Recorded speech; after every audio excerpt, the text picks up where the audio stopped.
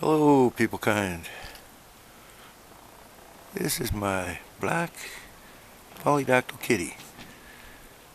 He's been here for 4 years. Well, he disappeared for a while. He was gone from January 26th till April 18th. He looks like he's had a bit of a rough go at it. He's pretty hungry.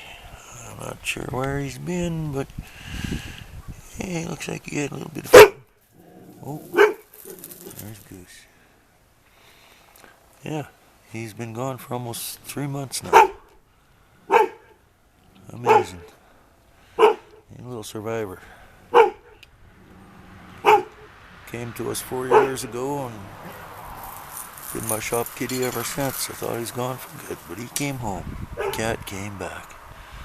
Yeah. You say hi, Wiley? Say hi, Wiley? Yeah. You're gonna have to grow some fur back there. Your ears look a little bald. A little scratched up, are you? Yeah. Well, hope you had fun. Don't do that again, okay? The cat came back.